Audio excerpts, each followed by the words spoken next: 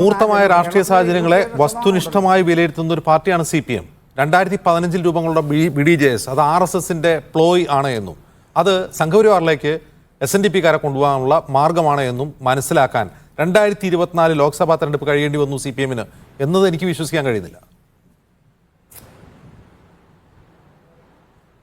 അല്ല, അതങ്ങനെയല്ല. അത് ഞാൻ ആദ്യം പറഞ്ഞു, നമുക്ക് ഇത് അജിംസെ ഈ BDJS-ൻ്റെ ഒരു ട്രാക്ക് നോക്കുകയാണെങ്കിൽ 2015 ഞാൻ പറഞ്ഞല്ലോ, തദ്ദേശ തെരഞ്ഞെടുപ്പിന് തൊട്ട് മുൻപ് എന്താണ് ഔട്ട്കം, എന്തായിരുന്നു? ഒന്നുമില്ല. 2016 നിയമസഭാ തെരഞ്ഞെടുപ്പിൽ മത്സരിച്ചു, എന്തായിരുന്നു ഔട്ട്കം? ഒന്നുമില്ല. താങ്കൾ പറഞ്ഞല്ലോ ചില സീറ്റുകളിൽ, പിന്നെ മറ്റേ ഈ ചാത്തന്നൂരെ കാര്യം പറഞ്ഞല്ലോ, അതിലും കുറച്ചുകൂടെ ഉണ്ട്.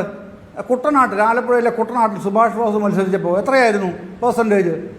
ഈ വലിയ പെർസെൻറ്റേജ് ആയിരുന്നില്ല. ഞാൻ പറഞ്ഞത് അതാണ്, ഈ 39 പേര് മത്സരിച്ചിട്ട് ഒരു കൈവരിൽ ഒതുങ്ങാവുന്ന ആൾക്കാർക്ക് കെട്ടിവെച്ച പണം കിട്ടിയുള്ളന്നേ. അതായിരുന്നു ആ സംഘടനയുടെ പ്രസക്തി. ഒരു പാർട്ടി രൂപീകരിച്ച് തൊട്ടുടനെ തെരഞ്ഞെടുപ്പിൽ അവർക്ക് കെട്ടിവെച്ച കാശ് കിട്ടിയോ എന്നുള്ളതല്ലല്ലോ ആ പാർട്ടി രൂപീകരണത്തിന്റെ ലക്ഷ്യത്തെക്കുറിച്ച് CPM മനസ്സിലാക്കേണ്ട കാര്യം. അല്ല, CPM അതെ, താങ്കളുടെ ആ ചോദ്യം പിന്നെ അർത്ഥവത്താണ്. എത്രത്തോളം CPM അതിൻ്റെ ആ ഒരു പുതിയ പാർട്ടി വരുന്നത് എന്തിനാണ്, എന്തുകൊണ്ടാണ്, എങ്ങനെയൊക്കെയാണ് അതിൻ്റെ പ്രവർത്തന രീതികൾ, അത് അത്രത്തോളം അവർ അനലൈസ് ചെയ്ത് പോയിട്ടുണ്ടോ, ആരുടെ കാർമ്മികത്വത്തിലാണ് എന്നത് വിലയിരുത്തിയില്ല എന്ന് മാത്രമല്ല, ആ കാർമ്മികത്വം നൽകിയ ആളെ 2019 ശബരിമല പ്രക്ഷോഭകാലത്ത് രൂപീകരിച്ച നവോത്ഥാന സമിതിയുടെ ചെയർമാനായി ഇപ്പോഴും അദ്ദേഹം അതിൽ അധ്യക്ഷനാണ്. അദ്ദേഹം വെല്ലുവിളിക്കുകയാണ്, ഞാൻ ആ സ്ഥാനത്ത് നിന്ന് രാജിവെക്കണം എന്ന് പറയുന്നവർ മനസ്സിലാക്കേണ്ട കാര്യം എന്നെ അവിടെ ഇരുത്തിയിട്ടുള്ളത് പിണറായി വിജയനാണ്, നിങ്ങളല്ല എന്ന് വെല്ലുവിളിക്കുകയാണ് അദ്ദേഹം. അല്ല, അതൊക്കെ പിണറായി വിജയൻ ഏതെങ്കിലും സാമുദായിക നേതാവോ അല്ലെങ്കിൽ രാഷ്ട്രീയ നേതാക്കൾ തന്നെയോ ഒക്കെ പറഞ്ഞാൽ ഉടനെ മറുപടി പറയാൻ വരുന്ന ആളെന്നുള്ളത് വെള്ളാപ്പള്ളിക്കും അറിയാം, നമുക്കെല്ലാവർക്കും അറിയാം. അപ്പോൾ പിണറായി വിജയൻ്റെ പേരങ്ങോട്ട് എടുത്തിട്ട് കഴിഞ്ഞാൽ ഉടനെ വെള്ളാപ്പള്ളി പറഞ്ഞാൽ ഇതാ മറുപടി ഇതാണ് എന്ന് പറഞ്ഞ് പിണറായി വിജയൻ വരില്ല എന്നുള്ള വെള്ളാപ്പള്ളിക്ക് അറിയാം, നമുക്കെല്ലാവർക്കും അറിയാമല്ലോ. അപ്പോൾ അതുകൊണ്ട് അദ്ദേഹത്തിനെ വിടൂ.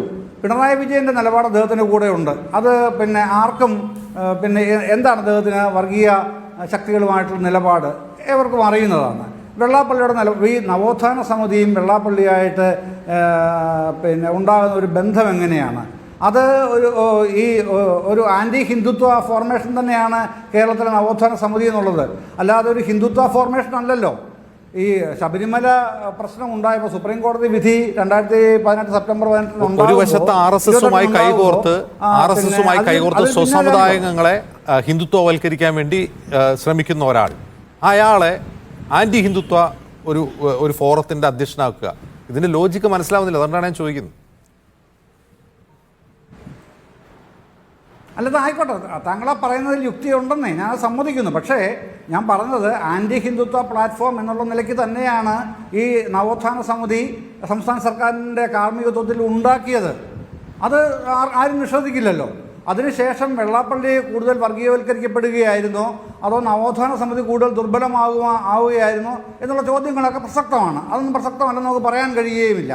പക്ഷേ വെള്ളാപ്പള്ളി അപ്പോഴും ഇപ്പോഴും ആ പൊസിഷനിൽ ഇരിക്കുന്നത് അദ്ദേഹം പിന്നെ ഈ ആൻറ്റി ഹിന്ദുത്വ എന്നുള്ള പ്ലാറ്റ്ഫോമിൻ്റെ ഭാഗമായതുകൊണ്ട് തന്നെയാണ്. അതാണല്ലോ വെള്ളാപ്പള്ളിക്ക് വീണ്ടും പറയേണ്ടി വരുന്നത്, ഞാൻ പിന്നെ ഈ കാവ്യയുടെ ആളല്ല, ചോപ്പിൻ്റെ ആളല്ല, മറ്റേ ഖദർ നമ്മുടെ മൂർണ്ണപ്പൊടിയുടെ ആളല്ല, നക്സലൈറ്റുകൾ ഉൾപ്പെടെയുള്ളവർ ഞങ്ങളുടെ കൂട്ടത്തിലുണ്ട് എന്നൊക്കെ പറയേണ്ടി വരുന്നത് കൊണ്ടാണല്ലോ.